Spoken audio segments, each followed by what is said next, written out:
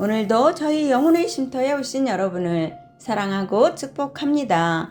독감이 기승을 부리고 있습니다. 감기에 걸리지 않도록 건강에 더욱 유의하시기 바랍니다. 시편 55편은 압살롬의 반란으로 다윗이 예루살렘을 떠나 도망해야만 했던 사무엘하 15장을 배경으로 아들 압살롬과 믿었던 모사 아히도벨의 배신으로 다윗은 최악의 상황에 처해 있어요. 하지만 그는 하나님을 의뢰하는 법을 알고 있기에 그 상황을 극복할 수가 있었습니다. 시편 55편 1절로 15절은 원수와 악인이 하는 말과 관계가 있어요. 따라서 평안해야 할 성안이 공포의 장소가 되었습니다. 그리고 16절로 23절은 하나님에 대한 신뢰와 간구 그리고 악인에 대한 경고로 다윗과 같은 처지에 놓인 하나님의 백성에게 주는 권면입니다. 첫째, 하나님은 우리의 말이 하나님의 사랑을 드러내기를 원하셔요. 성경은 언어의 중요성을 계속해서 가르칩니다. 왜냐하면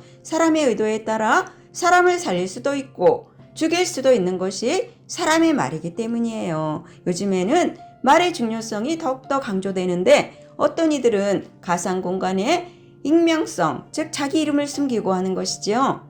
이를 악용해 특정인을 비방하고 거짓 소문, 즉 가짜뉴스라는 것을 만들어 내기도 합니다. 오늘 본문도 말로 인해서 공동체가 무너지고 갈라지는 것을 보여줍니다. 하나님은 성도의 말을 통해 많은 사람이 평안해야 하고 하나님의 성품을 느끼게 해야 기뻐하십니다. 두 번째는 고난은 사람의 한계와 하나님의 능력을 알게 해줍니다. 다윗은 현재 겪는 일들을 감당할 수 없기 때문에 공포와 두려움을 느끼는 고난 속에서 하나님께 기도합니다. 그러면서 오직 하나님만이 이 상황을 통제하고 두려움을 끝낼 수 있다고 고백합니다. 이처럼 고난은 인간의 한계와 하나님의 전지전능하신 능력을 분명하게 보여주는 기회가 됩니다. 셋째, 하나님은 우리의 모든 문제를 해결해 주시는 분이세요. 다윗은 내 짐을 여호와께 맡기라라고 말합니다. 여기서 짐이란 우리의 삶을 힘들게 하는 모든 문제를 가리키는 말이며 이는 다윗이 당했던 고난 속에서 하나님께 기도하면서 얻은 결론이기도 합니다.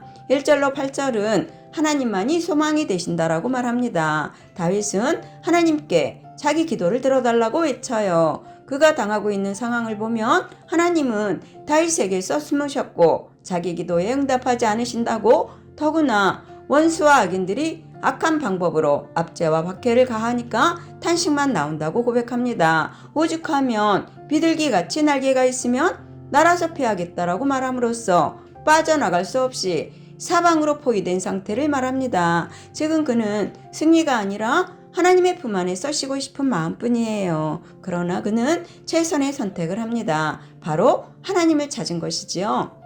하나님께 아뢰고 부르짖는 것이야말로 어려움을 이겨내는 최고의 방법이에요.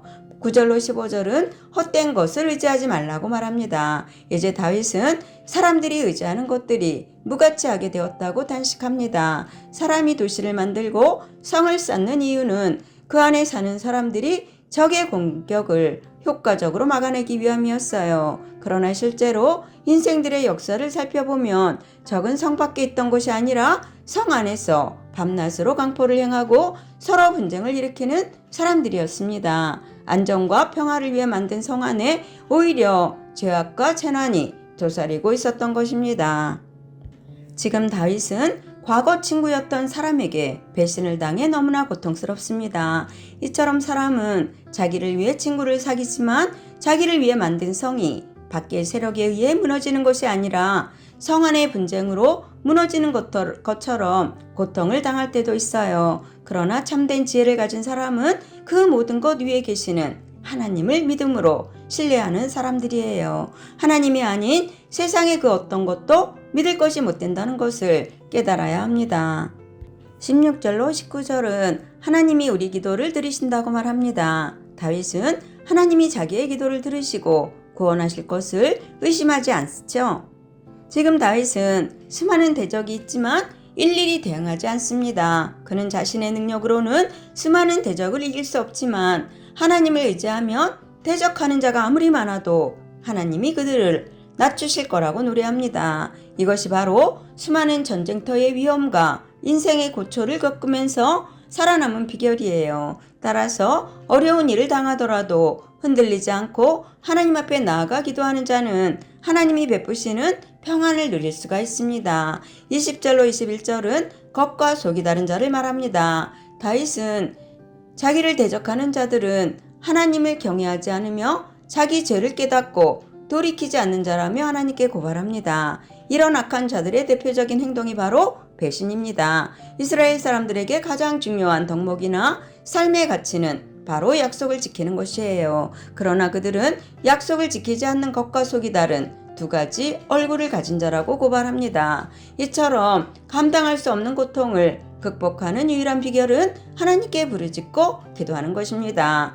하나님은 인간들의 마음을 보시는 분이세요. 악인들의 특징을 겉과 속이 다른 사람이라고 규정합니다. 속과 겉이 다르기 때문에 그 중심을 숨기고 사람들을 속일 수는 있지만 사람의 마음을 감찰하시는 하나님을 속일 수는 없습니다. 22절로 23절은 내 짐을 여호와께 맡기라라고 말합니다. 다윗은 이 시편의 결론으로 내 짐을 여호와께 맡기라라고 노래합니다.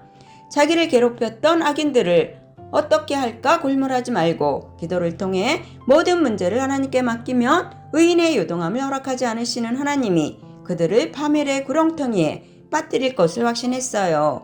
이같이 사람이 행하는 복수는 또 다른 복수를 낳아 원한이 원한을 키우는 악순환에 빠질 수밖에 없다는 것이에요. 그러므로 의인은 그 짐을 하나님께 맡기면 됩니다. 우리는 하나님이 승리하시고 악인을 심판하신다는 사실을 믿기에 감사하며 살아갈 수가 있어요. 오늘도 제가 기도하고 마치겠습니다.